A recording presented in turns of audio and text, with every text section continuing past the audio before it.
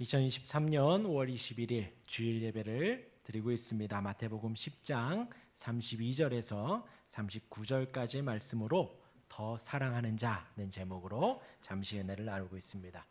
네, 우리 교회는 마태복음 강해를 하고 있습니다. 지난 금요일에는 예수님께서 두려워 말라 하셨습니다. 우리가 예수님을 따르면 고난을 당합니다. 예수님이 명하신 사역을 하면서 힘든 일들을 당하기도 합니다. 그런 일들 속에서 예수님은 그 힘든 일들, 고난을 주는 사람들을 두려워하지 말라고 하셨습니다. 우리가 두려워할 분은 그들이 아니라 우리의 몸과 영혼을 다 살리고 죽이시는 주님이십니다. 하나님은 우리를 살리시는 분입니다. 우리에게 생명을 주십니다. 우리에게 영원한 생명도 주실 수 있는 분이 하나님이십니다. 반대로 하나님은 우리를 죽이실 수도 있습니다. 영원히 지옥으로도 보내실 수 있는 분입니다. 우리가 그분을 두려워하고 그분을 사랑하고 그분을 섬겨야 합니다. 하나님을 잘 섬기시기를 바랍니다. 아멘. 오늘 본문은 그 이후의 말씀입니다. 예수님께서 12제자를 세우시고 그 12제자를 파송하시면서 여러 당부를 하셨는데 오늘은 그 마지막 마음 자세를 말씀하시는 것입니다. 세상 무엇보다도 하나님을 더 사랑하라는 것입니다. 우리 옆에 있는 분에게 하나님을 더 사랑하시길 바랍니다. 네. 우리가 평생을 살면서 하나님을 더 사랑하면 되는 거예요. 예수님은 오늘 말씀 본문에 시인하고 부인하는 것 말씀을 하셨고요. 예수님 오신 것은 화평이 아니라 불화가 올 수도 있다 말씀하셨습니다. 또한 더 나아가서 자기 십자가를 지라고도 오늘 말씀은 하셨습니다.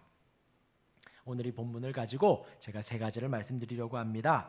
그 첫 번째는 오늘 본문의 말씀의 근원이 되는 시편의 말씀을 좀 말씀을 드리고요. 다윗의 신앙을 좀 말씀드리려고 합니다. 또한 계시록의 말씀을 제가 언급을 하면서 새 하늘과 새 땅에 대해서도 좀 말씀을 드리려고 합니다. 그리고 또 두 번째는 오늘 제자들에게 권면하신 예수님, 이러한 당부를 하시기 이전에 예수님이 어떤 사역을 하셨는가 잠시 또 나누고요. 마지막으로 말씀을 한번 정리를 해보도록 하겠습니다. 첫 번째로 시편의 말씀인데요. 다윗의 신앙입니다. 근원이라고 말씀드렸는데 근원이라기보다도 우리의 삶을 우리가 조금 알고 있지요. 다윗이 어떻게 그렇게 하나님 앞에 충성스럽게 살 수 있었는가? 오늘 시편 8편을 잠깐 보도록 하겠습니다. 성경 있으신 분은 한번 찾아보시고요. 시편 8편을 제가 한 절씩 한번 읽어보도록 하겠습니다. 먼저 이 8편의 내용은요, 인간에 대한 찬양의 시간이지요. 창조주에 대한 찬양이고 온 피조물의 질서를 정하시는 하나님의 주권에 대한, 하나님의 그 권능에 대한 경이로움을 높이고 있습니다. 다윗은 하나님에 대한 자신의 그 신앙의 경험을 시적으로 오늘 8편에서 고백을 하고 있습니다. 8편 1절을 제가 한번 읽어드리겠습니다. 여호와 우리 주여, 주의 이름이 온 땅에 어찌 그리 아름다운지요, 주의 영광이 하늘을 덮었나이다. 지금 다윗은 목동으로 양들을 치며 들판에 나무 아래 누워 있을 것입니다. 그곳에서 하늘의 해와 또 저녁에는 달을 보며 또 아름다운, 여기 지금 여러분들의 왼쪽에 보시면요, 이게 커튼이 아니고 뭐죠? 이것이 블라인드를 올리면 뷰가 너무나도 좋습니다. 북한산이 잘 보여요. 그 북한산이 선명하게 보이면 날이 좋구나, 약간 뿌여면 먼지가 꼈구나, 약간 노라면 황사가 꼈구나 알 수가 있습니다. 그런데 그 산을 보고 하늘을 보고 자연 만물을 보며 하나님의 영광을 고백했다는 것입니다. 하나님의 아름다움을 높였다라는 거예요. 하늘과 땅을 보며 하나님의 영광을, 아름다움을 상기하고 묵상하며 하나님을 찬양했다는 것이지요. 우리에게도 이러한 고백이 있기를 바랍니다.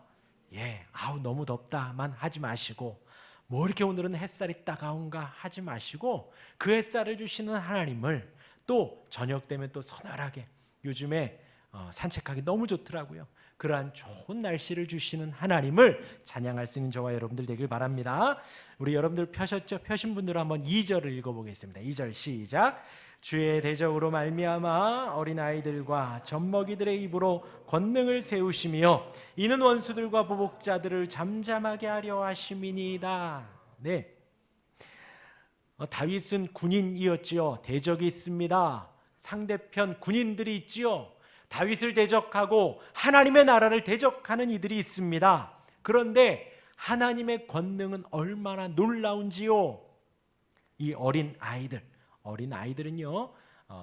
6세 미만의 아이들을 말하는 거예요. 젖먹이들이 있습니다. 젖먹이들은요 우리 저 유아실에 있지만 애기들이에요. 애기들. 물론 저 아이들은 매우 큰 아이들이죠. 혼자 앉을 수도 있습니다. 매우 큰 아이들이에요. 배고프면 울기도 합니다. 그렇죠. 저렇게 소리가 나지요. 아직 목도 못 가누는 아이들이 있습니다. 그런 젖먹이들, 하나님의 권능이 얼마나 놀라운지요. 그 젖먹이들로 주의 대적들을 이긴다는 거예요. 어린 아이들, 6세 미만의 아이들로 하나님의 대적자들을 이길 수 있다라는 것입니다. 그것이 하나님의 권능이에요. 저 아이들이 벌떡 일어나서 칼과 총을 쓰겠어요? 아니죠. 하나님의 권능이 그와 같이 크다라는 것입니다. 하나님의 능력이 그와 같이 크다라는 거예요.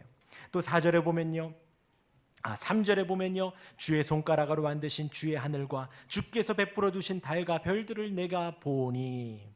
하나님께서 하늘과 달과 별들을 만드시는데 무엇으로요? 하나님의 손가락으로 만드셨다라는 거예요.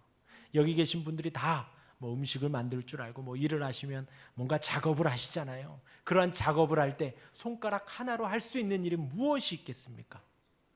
리모컨을 누를 수 있을까요? 손가락 하나로 할 수 있는 일이 없다라는 거예요. 계란 후라이만 하더라도 못 만들고요. 우리가 할 수 있는 모든 일들이 나의 손이 들어가고 나의 힘이 들어가고 나의 열정이 들어가야 완성품이 나오지요. 그런데 하나님께서는 그 아름다운 해와 달과 별들, 저 하늘의 구름과 산과 바다를 만드시고 그의 모든 생물을 만드는데 다윗이 표현하기를 손가락 하나로 만들었다라는 거예요. 하나님의 능력이 얼마나 큰지요. 그리고 이어서 4절부터는요, 사람이 무엇이기에 주께서 그를 생각하시며 인자가 무엇이기에 주께서 그를 돌보시나이까. 그를 하나님보다 조금 못하게 하시고 영화와 존귀로 관을 씌우셨나이다. 이 표현에 의하면 다윗이 이제 왕 위에 올라 왕의 그 영화와 존귀를 입었다라고 표현을 할 수 있습니다. 그런데 이제 히브리서 기자에 보면 이 부분을 성육신 하신 성자 하나님으로 표현합니다.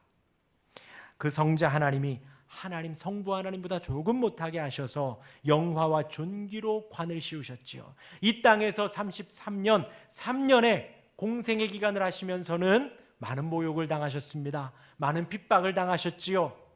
심지어 죽음에 이르렀고 3년 동안 따라다닌 제자에 의해 배반을 당하고 다른 제자들은 한순간에 도망가는 그런 모욕을 당하셨지요. 그리고 십자가에 못 박혀 죽으셨습니다. 그런데 죽음이 끝이 아니라 죽음을 이기시고 3일 만에 부활하셨습니다. 그리고 하나님의 모든 권세를 그 예수님이 가지셨습니다. 지금도 예수님은 그 왕권을 가지고 다스리시고 이제 주님이 다시 오실 때에는 심판의 권능까지 가지셔서 온 세상 사람을 의로 공의로 심판하실 것입니다. 그래서 그 표현이 여기 담겨 있는 거예요. 하나님보다 조금 못하게 하시고 영화와 존귀로 관을 씌우셨나이다. 주의 손으로 만드신 것을 다스리게 하시며 만물을 그의 발 아래 두셨으니. 온 세상 만물을 발 아래 두셨습니다. 곧 모든 소와 양과 들짐승이며 공중의 새와 바다의 물고기와 바닷길에 다니는 것이니이다. 우리 9절 같이 한번 읽겠습니다. 시작. 여호와 우리 주여, 주의 이름이 온 땅에 어찌 그리 아름다운지요. 다윗이 이렇게 표현한 거예요. 온 땅에 하나님의 이름이 얼마나 아름다운지요. 온 땅에 가득한 하나님의 능력과 권능을 내가 찬양하고 높입니다 하는 거예요. 이와 같은 고백이 저와 여러분들에게 있기를 바랍니다. 네, 우리는 산을 보고, 세상 사람들은 산을 보고요, 하늘과 땅을 보고 아 이쁘다, 아 웅장하다 정도로 끝나지요. 우리는 그 웅장하고 아름다운 세상을 보며 그 모든 세상을 만드신 하나님을 묵상하는 거예요. 하나님을 찬양하는 것입니다. 저와 여러분들에게 주신 선물이에요. 저와 여러분들에게 주신 하나님의 은혜입니다. 그 은혜를 누리시기를 바랍니다. 우리 한 군데를 더 보겠습니다. 요한계시록 21장입니다. 성경의 맨 끝에 나와 있죠. 요한계시록 그리고 22장까지 있는데요. 그 중에서 21장 우리 1절부터 7절까지입니다. 한번 읽어볼까요? 21장 신약 420페이지입니다. 요한계시록 21장 1절부터 7절까지 우리 저하고 같이 한 절씩 교독해 보시겠습니다. 제가 먼저 읽겠습니다. 또 내가 새 하늘과 새 땅을 보니 처음 하늘과 처음 땅이 없어졌고 바다도 다시 있지 않더라.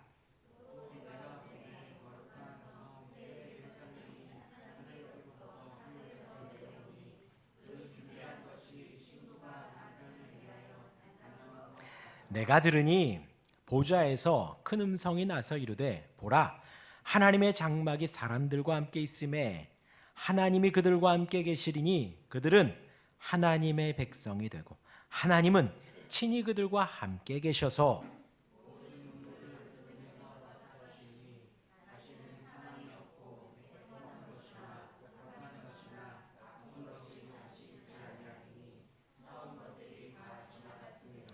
보좌에 앉으신 이가 이르시되 보라 내가 만물을 새롭게 하노라 하시고 또 이르시되 이 말은 신실하고 참되니 기록하라 하시고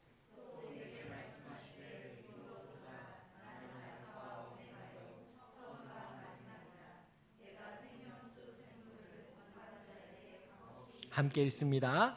이기는 자는 이것들을 상속으로 받으리라. 나는 그의 하나님이 되고 그는 내 아들이 되리라. 할렐루야. 1부에서도 똑같이 읽어봤습니다. 근데 제가 듣는 목소리는 비슷한 것 같아요.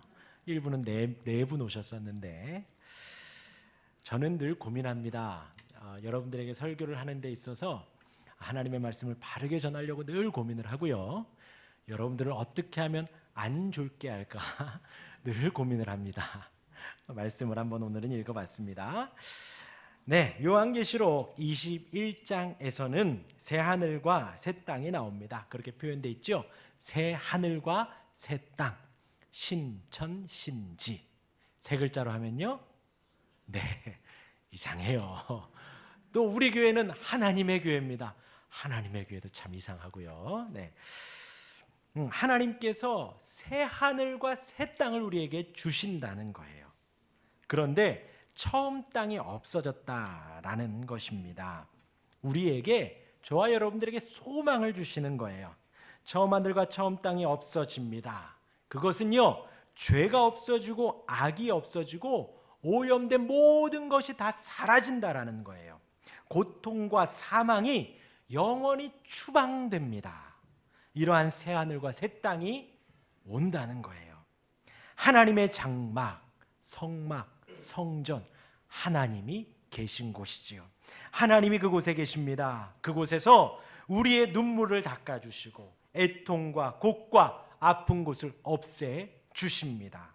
그리고 우리가 하나님을 아버지라고 부르며 하나님의 품에 안깁니다. 하나님은 우리를 안아주시며 내 아들이다, 내 자녀다 품어 주시는 거예요. 얼마 전 돌아가셨습니다. 팀 켈러 목사님이 미국 도심에서 청년들 대상으로 되게 활발하게 사역하셨던 분이신데 췌장암으로 돌아가셨다 합니다. 그분이 이제 9.11 테러가 나고 한 설교를 하신 내용의 한 부분을 제가 좀 말씀을 드리면요, 예전에 우리가 겪었던 고통, 예전에 우리가 겪었던 그 고통을 꿈같이 지나가게 하신다라는 거예요. 그 목사님이 이 부분을 언급하시면서 뭐라고 하시냐? 본인은 종종 악몽을 꾸신대요. 어떠한 악몽이냐? 꿈에서 아내가 죽는답니다. 너무나도 괴로워하다가 깬대요. 그래서 너무 힘들었대요. 아내가 자기에게 없다라는 것이 너무나도 힘들었대요. 저도 동감합니다. 아내가 없다라는 그 꿈을 꾸면서 깼는데, 그런 악몽을 종종 꾸다가 어느 날은 깼는데 너무나도 기쁘고 좋았답니다. 이게 꿈이구나. 이게 꿈이구나 하는 것이 너무나도 좋았다라는 거예요. 그러면서 그러한 예를 드셔서 그 팀켈러 목사님 뭐라 하셨냐? 그런 고통과 슬픔을 꿈같이 만들어 주시는 그분이, 그 은혜가 바로 부활의 은혜라는 거예요. 그 은혜가 바로 오늘 읽은 이 새 하늘과 새 땅에서 우리가 누리는 은혜라는 것입니다. 이전의 고통들을 우리가 꼭 악몽을 꾸고 일어난 것처럼 만들어 주신다는 거예요. 근데 이제 9.11 테러의 고통을 당한 이들에게 팀켈러 목사님이 이런 메시지를 전하셨습니다. 저와 여러분들에게도 마찬가지입니다. 힘들고 어려운 우리에게 하나님은 어떠한 은혜를 주시는가? 부활의 소망, 이 새하늘과 새 땅을 소망하는 그 소망이 어떠한가? 고통과 악몽이 꼭 악몽을 꾸고 일어난 것과 같이 하나님이 우리에게 싹 씻겨 내려가 주신다라는 거예요. 우리가 누릴 천국의 소망입니다. 죽음 이후에 누릴 부활의 은혜입니다. 좀 상상이 안 가죠. 지금 힘들어 죽겠는데 내일이 월요일입니다. 여러분, 월요일이에요. 내일 또 출근을 하셔야 되죠. 힘든 한 주간이 또 시작이 되고요. 버거운 한 주간이 또 시작이 되는데, 이 지나는 이 모든 고통과 아픔과 어려움들을 우리 주님이 악몽을 꾼 것과 같이 깨어나게 하실 때 부활의 소망, 새하늘과 새 땅, 그 하나님 아버지를 섬기는 그 은혜로 인도해 주신다라는 것이에요. 우리에게 예비된 은혜가 바로 이러한 은혜입니다. 누리시기를 바랍니다. 알아가시기를 바랍니다. 다윗의 누린 은혜를 말씀드렸지요. 다윗이 온 세상을 보며 하나님의 은혜를 찬양했습니다. 그리고 계시록의 은혜를 말씀드리면서 하나님이 우리에게 주실 그 새하늘과 새 땅의 은혜를 말씀드렸습니다. 저와 여러분들에게 허락한 그 은혜예요. 다시 오늘 본문으로 넘어와 보겠습니다. 지금 예수님께서 제자들에게 나를 시인해라, 부인하지 말아라 말씀하시고, 나는 화평이 아니라 검을 주러 왔다. 너희들의 가족이 너희의 적이 될 거다. 그리고 너희의 십자가를 져라 말씀을 하셨습니다. 그런데 이 말씀을 하시기 이전에 예수님이 5장부터 하신 사역이 있습니다. 이 제자들에게 12명을 파송하시기 이전에 예수님 하신 사역이 어떠한 거였지요? 그 제자들에게 예수님이 하나님의 말씀을 가르쳐 주셨습니다. 선포하셨습니다. 모인 그들에게 너희는 복 있는 자들이다. 너희는 축복받은 자들이다 선포하셨습니다. 산중턱까지 예수님을 만나기 위해, 예수님의 말씀을 듣기 위해 따라 올라간 그들은 예수님으로 말미암아 심령이 가난하기에 복이 있고, 예수님으로 말미암아 애통하기에 복이 있고, 예수님을 사모하기에 의에 줄이고 목마른 그들이기에 그들에게 축복이 있는 자들이다 선포하신 거예요. 그리고 율법도 다시 가르쳐 주셨죠. 살인에 대하여서 단순히 목숨을 해한 것만이 살인이 아니라 자기 친구에게 나가라고 욕을 하는 사람도 이미 살인한 것이다. 그러니 화해하고 와서 하나님을 예배해라 말씀하셨습니다. 간음에 대하여서 다시 정의하셨습니다. 이성에게 음욕을 품는 것까지도 이미 간음한 것이니 간음하지 말라 말씀을 드렸지요. 거기 모인 제자들과 거기 모인 무리들은 이 율법의 저자이신 성자 하나님, 그분의 말씀을 들으며 은혜를 받은 거예요. 말씀의 감동을 누린 것입니다. 이 말씀이 과연 이 뜻이었구나.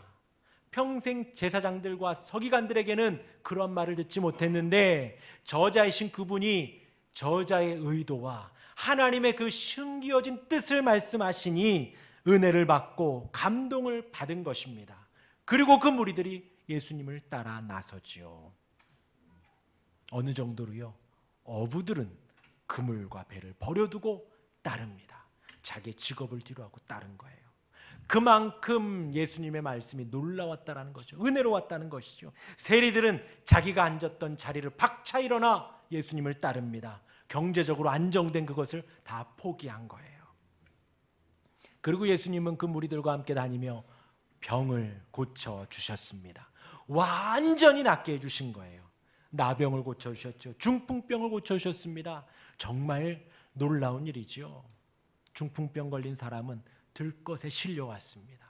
친구들이 들어서 예수님 앞으로 나왔습니다. 그런데 예수님 한마디 하시자 벌떡 일어나 자기가 실려왔던 들것을 들고 건강하게 그 자리를 나갔지요. 완전히 고쳐주신 거예요. 열병에 걸린 여인은 어떠했나요? 누워서 이제 곧 죽을 것 같은 상황이었는데 또 그 여인도 벌떡 일어나 예수님을 섬기고 거기 모인 사람들에게 음식을 해주는 일을 한 것이에요. 우리가 코로나를 걸려도 후유증이 있는데요. 그렇게 열이 나고 나도 한동안 누워있으면 벌떡 일어나 활동을 며칠 못하는데 열병에 걸려 누워있던 그 여인은 벌떡 일어나 집안일을 훌륭하게 해냈습니다. 혈루병 걸려 고통하는 자 12년 동안 힘들어했지만 예수님의 옷깃을 살짝 만지자 완전히 나았습니다. 이 모든 치료의 은혜, 그리고 예수님 앞에서 들은 그 하나님의 말씀, 그 말씀의 은혜, 그것이 그 자리에서 그들이 누린 천국의 은혜인 거예요. 하나님의 통치의 은혜인 것입니다. 하나님이 이렇게 다스린다라는 것을 그들이 간접적으로 조금이나마 맛보았던 것입니다. 말씀을 들으니 영혼이 안식을 얻지요. 마음이 편안합니다. 그리고 눈으로 보니 아팠던 자가 벌떡, 고통했던 자가 완전해지는 은혜를 맛보는 거예요. 그 하나님의 나라를 이 땅에서 경험한 것입니다. 이전에 아픔과 슬픔과 고통을 싹 제거해 주신 것이죠. 우리가 방금 읽었던 계시록 21장에 새 하늘과 새 땅의 그 놀라운 경험을 그 자리에서 했다라는 거예요. 또 예수님이 맹인의 눈을 뜨게 하셨습니다. 맹인의 눈을 뜨게 하셔서 눈앞에 성자 하나님을 보게 하셨지요. 말 못하는 사람의 입을 열어 하나님께 감사하며 찬송하게 하였습니다. 이런 천국의 은혜를 그들이 맛본 거예요. 저와 여러분들도 마찬가지입니다. 이 자리에서 예배할 수 있는 것, 하나님을 찬양하는 것, 말씀을 보고 들을 수 있는 것, 이것이 이 땅에서 천국을 누리는 우리의, 하나님이 우리에게 주신 은혜입니다. 그 천국을 누리시기를 바랍니다. 그 천국을 사모하시기를 바랍니다. 여기에서 예배하는 것이 천국이라니까요. 할렐루야. 오늘 말씀으로 돌아옵니다. 예수님께서 그 제자들에게 이러한 은혜를 맛보게 하셨어요. 그리고 오늘 말씀을 하시는 거예요. 예수님께서 제자들에게 앞으로 그 예수님을 전하며 증거하다가 너희들이 공회 앞에 설 수도 있다, 재판정 앞에 설 수도 있다, 어려움을 당할 것이다 라는 거예요. 그럴 때에 사람들 앞에서 시인하라는 거예요. 그 사람들 앞에서 시인하면 예수님도 하나님 앞에서 시인하겠다라는 것입니다. 방금 말씀드렸죠. 단순히 내 친구와 이야기하고 대화하면서, 아이들과 대화하면서 예수님을 시인하고 부인하라, 그런 농도가 아닌 거예요. 공회 앞입니다. 국회 앞이에요. 재판정 앞입니다. 판사 앞에서 예수님을 시인하고 부인하는 것입니다.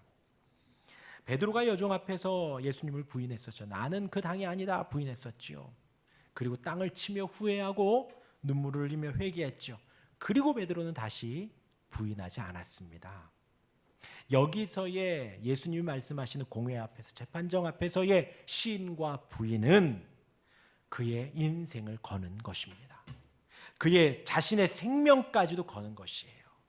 어떻게 보면 정치적인 입지가 좁아집니다. 더 이상 회당에 못 갈 수도 있습니다. 그러나 예수님을 시인하라는 거예요. 혹 경제적인 손해가 올 수도 있습니다. 더 이상 남자이지만 일을 못할 수도 있습니다. 하지만 그 모든 것을 다 포기하고 예수님이 나의 주라고, 예수님이 왕이라고, 예수님이 나를 구원해 주신 유일한 분이라고 시인하라는 것이지요.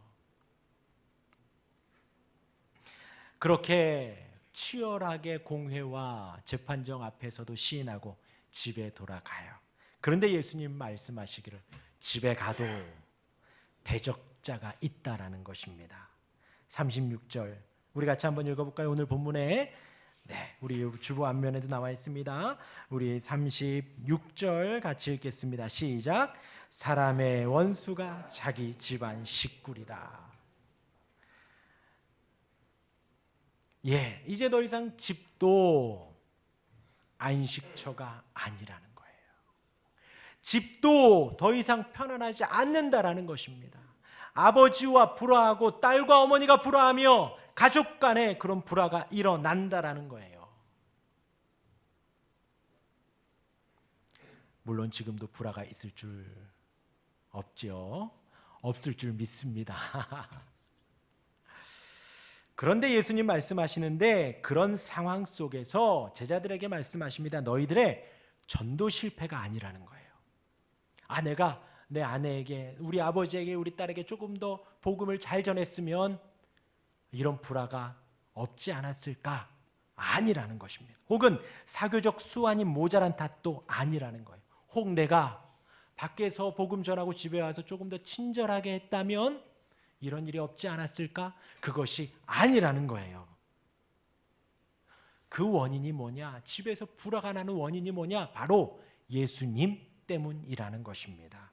곧 예수님이 의도한 대로 지금 사역하고 있기 때문에 이러한 결과가 나고 있다라는 것입니다. 이런 상황 속에서 아버지나 어머니나 아들과 딸 예수님보다 더 사랑하지 말라는 것이지요. 예수님을 더 사랑하라는 것입니다. 집에 불화가 나고 집에 힘든 일이 있고 그러한 상황 속에서 그들을 내가 좀 더 잘해봐야지 그러지 말고 그 상황 속에서 예수님을 더 사랑하라는 것입니다.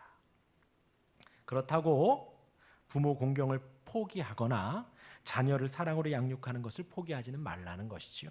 우리가 해야 할 바는 우리가 십계명에서 함께 낭독했듯이 부모를 공경하는 일은 마땅히 해야 할 일입니다. 또 자녀를 사랑으로 양육하는 것도 마땅히 해야 할 일입니다. 그러나 하나님보다도 더 우선시하면 안 된다는 거예요. 하나님보다도 더 사랑하면 안 된다는 거예요. 우리 저 아이들 눈에 넣어도 안 아플 아이들이죠. 얼마나 이쁜지 몰라요. 제 자식이 아닌데도 이쁩니다. 제 자식은 보면 좀 화가 나지만 전 너의 아이들을 보면 너무나도 이쁩니다. 아이들을 사랑하지요. 또 우리 부모님 너무나도 존경스럽습니다. 공경해야 하지요. 하지만 하나님보다는 먼저 하지 말라는 거예요. 하나님보다 우선돼서는 안 된다는 것입니다. 그렇게 이제 가족들보다도 하나님을 더 사랑하라 하시고 오늘 말씀의 마지막은 그렇게 사랑하는 가족들보다 예수님을 더 사랑하면서 이제는 내 자신을 보는 거예요. 내 자신보다도 더 예수님을 사랑하라는 것입니다. 그렇게 38절을 말씀하십니다. 우리 38절 같이 읽겠습니다. 시작. 자기 십자가를 지고 나를 따르지 않는 자도 내게 합당하지 아니하니라. 내 자신을 더 사랑하지 말라는 거예요. 무엇보다도 하나님보다도 내 자신을 더 사랑하지 말라는 것입니다. 지금 십자가를 지라고 하셨어요. 어떤 기독교 단체 중에 십자가를 지는 퍼포먼스를 했다고 합니다. 만약에 그러한 상황을 물론 우리 교회는 그렇게 하지 않을 것인데요. 혹 그걸 한다고 생각을 한번 해보자 이거예요. 십자가를 집니다. 어깨에 지면 어디가 아플까요? 어깨가 아프겠죠. 그리고 또 그 십자가를 지고 저 집중력 앞으로 가라고 하면 어떨까요? 창피하겠죠. 마음이 어려워집니다. 이걸 과연 내가 해야 하나 말아야 하나. 내가 십자가를 못 지겠다 하게 되어지지요. 오늘 제가 드리려는 말씀은요. 나의 십자가를 내가 지고 가는 거예요. 하나님이 내게 주신 그 십자가를 지고 갑니다. 아까 말씀드린 대로 이 눈에 보이는 십자가를 우리가 지지는 않을 거예요. 그러나 우리의 인생에 십자가가 있고 하나님이 내게 주신 그 십자가가 있습니다. 그런데 그 십자가를 지고 갈 때 혹 이거 계속 지고 가면 내 어깨가 좀 아프지 않을까? 내 허리가 좀 아프지 않을까? 내가 이걸 계속 지고 가면 사람들이 날 손가락질하진 않을까? 창피하지는 않을까? 혹 내가 이 십자가를 지고 살아가는데 어려운 인생이 되지 않을까? 고민이 된다는 것이지요. 그런데 오늘 말씀드린 앞에 쭉 말씀을 보면 결코 십자가를 지는 것은 희생이나 어려움이나 고난이 아니라는 것입니다. 다윗이 고백한 그 은혜가 있고 우리가 앞으로 가야 할 새하늘과 새 땅이 있는 그 은혜 가운데 내가 이 땅에서 잠깐 지는 십자가는 고난과 어려움과 창피와 힘든 일이 아니라 주님 주신 은혜의 길을 가는 것이고 주님 주신 사랑의 길을 가는 것이라는 거예요. 그리고 주님이 39절을 말씀하십니다. 자기 목숨을 얻는 자는 잃을 것이요 나를 위하여 자기 목숨을 잃는 자는 얻으리라. 그것이 바로 십자가를 지는 거라는 거예요. 죽겠다. 그냥 죽고 말지 뭐 하고 십자가를 지면 영원한 생명을 얻는 것이고 죽을 것 같은데 나 못 질 것 같은데 하고 십자가를 거부하면 영원한 죽음을 얻는다는 것입니다. 정리하겠습니다. 저와 여러분들이 이 자리에 있는 이유는 예수님을 믿기 때문입니다. 하나님을 예배하기 위하여 살아계신 하나님을 유일하신 하나님을 예배하기 위하여 이 자리에 모여 있습니다. 그 예수님의 이름은 은혜의 이름입니다. 사랑의 이름입니다. 하나님은 사랑이시니라. 하나님이 저와 여러분들을 너무나도 사랑하셔서 하나밖에 없는 독생자를 보내주셨어요. 그 예수님이 이 땅에 오셔서 나를 너무나 사랑하사 십자가를 지셨습니다. 죽기까지 모든 피와 물을 다 쏟아내시기까지 우리를 사랑하셨습니다. 그 사랑을 보여주신 거예요. 마찬가지로 저와 여러분들도 우리 주님을 그렇게 더 사랑해야 하는 거예요. 우리의 몸을 다하여 사랑해야 하는 것입니다. 우리가 받은 하나님의 사랑은 어마어마합니다. 그리고 우리가 드리는 사랑은 아주 미미해요. 그리고 우리가 종국에 갈 천국의 희망을 주셨지요. 새하늘과 새 땅을 주셨습니다. 병자들을 치유하셨습니다. 모든 고통을 다 제하여 주셨습니다. 그 은혜를 아는 다윗이 온 하늘과 땅에 하나님의 은혜가 충만하다, 아름답다 고백한 것입니다. 그 은혜를 저와 여러분들도 누릴 수 있기를 바랍니다. 하나님의 은혜가 얼마나 큰지요, 하나님의 권능이 얼마나 아름다운지요. 하나님의 권능으로 손가락 하나로 하나님이 온 세상을 만드셨고 젖먹이들도 대적을 승리하여 이길 만큼의 큰 힘을 가지신 유일한 하나님이십니다. 고백할 수 있는 우리가 되기를 바랍니다. 그리고 그 새하늘과 새 땅을 우리가 바라며 악몽이었구나, 꿈이었구나, 얼마나 감사한지요 고백할 수 있는 우리가 되기를 바랍니다. 오늘 말씀의 묵상은 이렇습니다. 내가 어디를 가든 주님을 부인하지 않으리라. 내가 어디를 가든 주님을 시인하리라. 어렵지 않습니다. 지금은 예수님 믿는다고 공회로, 경찰서로, 검찰청으로, 법원으로 가지 않습니다. 여러분들 만나는 자들에게 고백하는 거예요. 우리 주님이 생명을 주셨다고, 우리 주님이 나를 구원하셨다고 고백하는 것이 바로 시인하는 것입니다. 가족보다도 더 사랑하게 하옵소서. 더 사랑하게 하옵소서. 그리고 내 십자가를 지는 내가 되게 하옵소서. 십자가를 거부하거나 창피하거나 이거 내 기호가 아닌데, 내 취미가 아닌데, 나와는 좀 맞지 않는 것 같아 밀어내지 마시고 그 십자가를 달게 지는 저와 여러분들이 되기를 바랍니다. 한 걸음 더 나아가 그 모든 것이 나에게 고통이 아니라는 거예요. 희생이 고난이 아니라는 것입니다. 하나님 주신 은혜가 얼마나 크고 놀라운데요. 그 길을 감사함으로 달게 가는 것입니다. 예수님의 놀라운 사랑을 느끼면, 예수님의 사랑을 절절하게 깨닫고 알아가면 그 길은 십자가의 길이지만 영광의 길이고 은혜의 길이 되는 것입니다. 어디를 가든 그곳이 재판정이든 공회이든 주님을 시인하고 고백하고 찬양하고 다윗이 바지가 흘러내리는 것을 모르고 뛰며 찬양했던 것처럼 저와 여러분들도 그럴 수 있다라는 거예요. 집에서 부모가, 배우자가, 딸과 아들, 며느리가 예수 믿는 것을 방해할지라도 하나님을 더 사랑할 수 있습니다.